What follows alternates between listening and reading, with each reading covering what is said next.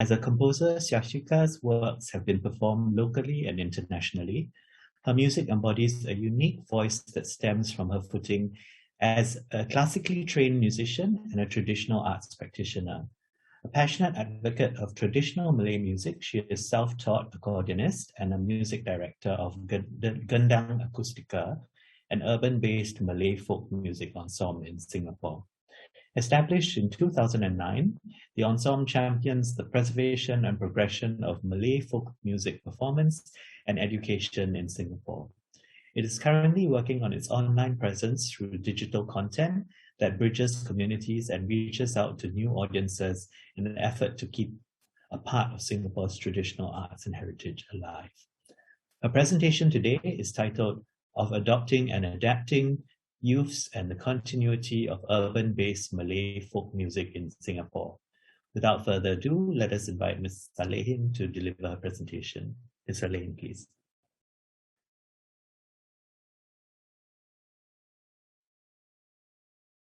Thank you, John. It is a great honor to be here today to share with you this humble presentation of mine entitled "Of Adopting and Adapting Youths and the Continuity of Urban-Based Malay Folk Music in Singapore."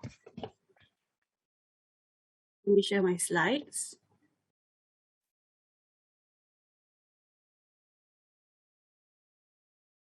All right.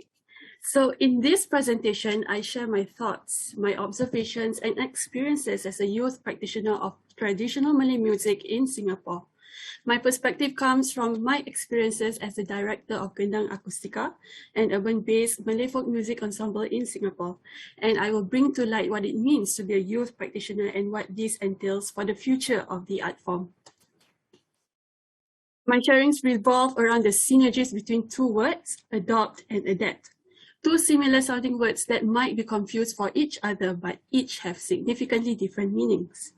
According to the Cambridge Dictionary, to adopt is to accept or to start to use something new. To adapt, on the other hand, is to change your ideas or behavior to make them suitable for a new situation. These are the word definitions used in the context of my presentation. Now, there are three segments to this presentation. The first is to adapt to adopt, learning the trade, which has to do with how youth practitioners adapt themselves to take on the art form. The second is adapt to adopt, embracing 21st century communications, which has to do with how performance traditions are transforming the way to stay relevant in the current world. And the third, adopt to adapt, building a sense of identity, which has to do with how the art form builds cultural and national identity and its significance for Singapore in a globalized world.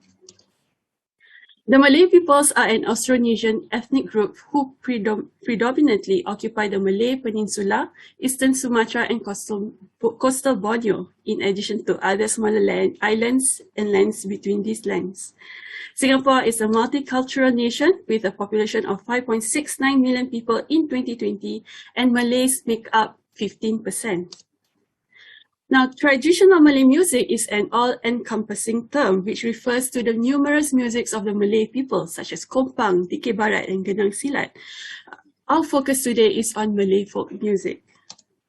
Malay folk music has gone through years of evolution and assimilation to become the syncretic form of music that it is today.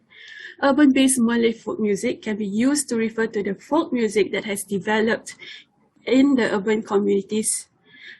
This music have expanded to include other instruments that are not conventionally used in the past, such as the bass and electric guitar. And this is just an aspect of the contemporarization of Malay folk music in the urban communities today. Let's watch this video.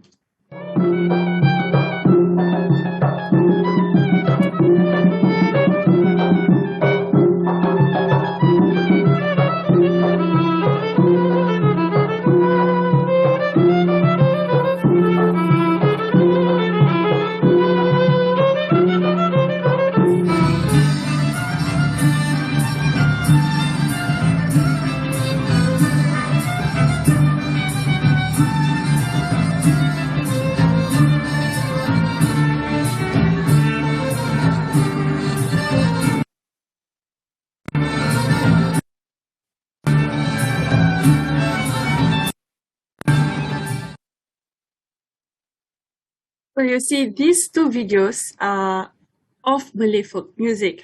The first one is an excerpt of a recording of the late Hamzah Dolmat, a well-respected Malaysian singer and violinist of the 1950s, accompanied by his ensemble, Orkes Hamzah Dolmat. The second video is a performance by my own ensemble, Gendang Akustika. As you can see, the instrumentation is very different, but in essence, the music is the same. Here's a little bit about my ensemble. Gendang Akustika, which I now refer to as GA, is an urban-based Malay folk music ensemble which I lead as a music director and perform with as an accordionist. It champions for the preservation and progression of urban-based Malay folk music performance in Singapore. Before playing Malay folk music, I was classically trained in piano at a young age of 5. When I was 14, I watched a Malay music ensemble play at a wedding one day, and I fell in love with the accordion. I wondered to myself, this is part of my culture, but why had I not learned this in school? This curiosity grew stronger as I got older, and I managed to get my hands on the accordion at age 16. But for some reason, I couldn't find a one-to-one instructor, so I had to rely on my prior knowledge of music and my listening skills to learn the stylistic performance of Malay folk music on the accordion. My teachers were music recordings and live performances from other senior practitioners in and beyond Singapore. And with much dedication and persistence, this was how I was able to adapt myself to learn and adopt Malay folk music. The point I'm trying to make here is that learning Malay folk music in Singapore is not so straightforward. Many of my comrades in the scene have also had to adapt themselves to learn and play Malay folk music, mostly through trial and error. Some of them, like me, came from Western classical trained background, while others came from bands that play pop or rock genres. Our stories are all different, but in the end, we went into our roots. Our prior musical experience became a point of entry into Malay folk music. And this is the case with some of the musicians from Gendang Akustika. Our youth musicians that you see here learned their instruments either from private tutelage with a teacher or from rigorous training in their co-curricular activities in school. They know Western notation. And as fate would have it, it was such great fortune that Gendang Akustika found them. They were very eager to learn the music of their heritage for a change. But unlike Western classical music, written notation does not exist for Malay folk music. So as the music director of Gendang Akustika, it was my responsibility to help these musicians enter the world of Malay folk music. And this was done by specifically arranging the folk music repertoire for their instruments in Western notation so that they can play, learn, and immerse themselves in the music. And in this sense, I have adapted Malay folk music for these musicians, while they in turn adapted themselves to the performance style of the music. And due to this unique situation, GA's own renditions of Malay folk music is original and attractive because of the crafted music. Western notation became an entry point for my young friends to adopt Malay folk music. These youths are now part of the core team of the ensemble and are taking on leadership roles with the ensemble activities. Urban-based Malay folk music scene in Singapore has been growing in the past decade. In addition to the public cultural performances and collaborations with traditional Malay dance scene, this growth was also fueled by a thriving wedding entertainment service and industry in the Malay community. The demand for Malay folk music in weddings showed that the art form was able to remain relevant to Malays in Singapore. It was during this time period in 2008 that GA was founded. The ensemble was very active in the wedding scene and had been able to financially sustain itself for the past 13 years through the wedding engagements that we get on top of other stage performances or corporate events. When the COVID-19 pandemic hit Singapore, live music for weddings came to a complete halt. Globally, performing arts were then increasingly shifting to digital platforms, and GA felt that we needed to do the same to stay alive and active. We focused our efforts to build an online presence and embrace 21st century communications, here referring to online digital platforms such as Facebook, YouTube, and the likes of it. But in order to do so, we also needed to adjust the way we work. We couldn't just continue performing like we did before. There was a need to transform our performance traditions to adopt technological advances in communications. We started to showcase more of our music through our social media platforms by making music videos, and we started when we couldn't even meet each other last year. COVID year gave to the rise, to the phenomenon of stay-at-home videos, where music ensembles made videos in which individual musicians, they recorded themselves at home with a backing track, and then the videos are then put together post-production to form a cohesive performance of the whole group.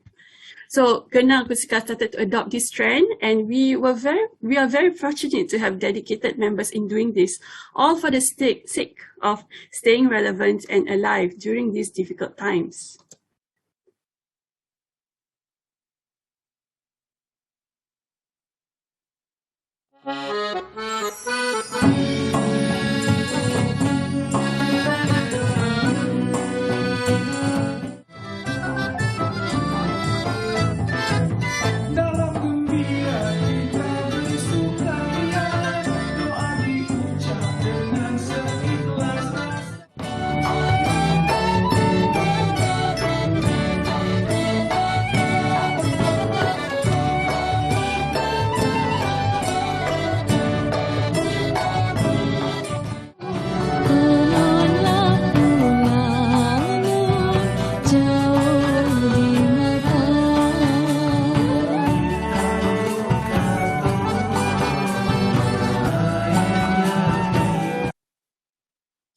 GA also took advantage of the schemes and initiatives by the National Arts Council of Singapore to create different kinds of digital content. So one example of this is NAC's Arts in Your Neighborhood, an initiative which aims to bring quality arts to the heartlands of Singapore. Due to COVID, this initiative went digital, and GA was commissioned to produce a 40-minute program called Gendang Warisan, which translates to Songs of Heritage. This program was curated with a focus on Pasir Ris, a residential estate in Singapore, highlighting its history and heritage. Not only did we perform music, we curated the program to include other elements such as interviews from a former residents and also fringe workshop activities which GA musicians conducted with the primary school students in the neighborhood. Adapting to circumstances pushed GA to adopt 21st century communications and to stay relevant and alive in the online world. The urban-based Malay folk music community must accept that the wedding entertainment service industry may not return to its former state, and ensembles must take other initiatives to continue to thrive. GA has had to look into other innovative and attractive ways of presenting its music in digital form in order to spread awareness of our music, to create interest and grow our audiences even beyond our home ground. GA's venture into the digital world is only beginning, and we hope to find solutions to make it more sustainable for us in time to come. A sense of identity reinforces a sense of belonging to a place or a community. It is our connection to home. Singapore is a country where every race is welcome to practice and preserve its culture and traditions. Each race's distinct cultural identity contributes to a growing Singaporean identity that is rooted in multiculturalism. For a young nation of 54 years, Singapore's unique integrated culture and identity helps to make its presence known in an increasingly homogenized world. Having said that, the traditional arts and culture can be used as a platform to support and encourage the Singaporean multicultural identity. Transcultural collaborations can be seen as meaningful efforts that help break social barriers and promote integration and strengthen mutual understanding and respect for each other's cultural practice, art forms, and a way of life. GA experienced this firsthand when we were invited to perform with the Sallehin Musical Association, a performing arts organization in Singapore that preserves and promotes Nyanyin music. It was a performance called Memoirs of Nyanyang, a Nyanyin musical, and we were involved in a combined song item that brought Nyanyin and Malay music styles together. This left a lasting impression on me. So you see, in adopting multicultural multiculturalism in some aspects of our performance making, we are adapting to Singapore's growing society and collective cultural identity. For GA, this may pave the way to grow an appreciation and interest in urban-based Malay folk music in young and new audiences, even beyond that of the Malay community. I see transcultural collaborations as a means for the traditional arts groups and practitioners to come together and support each other and to explore refreshing ways of promoting our art forms to younger audiences. As a conclusion, many urban-based Malay folk music practitioners such as myself are concerned about the continuity of our art form in the future. We do feel responsible in helping to safeguard the art form and to help it evolve as well to grow new audience who will be our future patrons and funders. We will constantly face the dynamics between adapting and adopting, and it will be up to us to find a balance and to make the right decisions for our future of the traditional arts. It is difficult, but as the Malay says, kalau tak kita, siapa lagi? Who else if not us? Thank you for listening.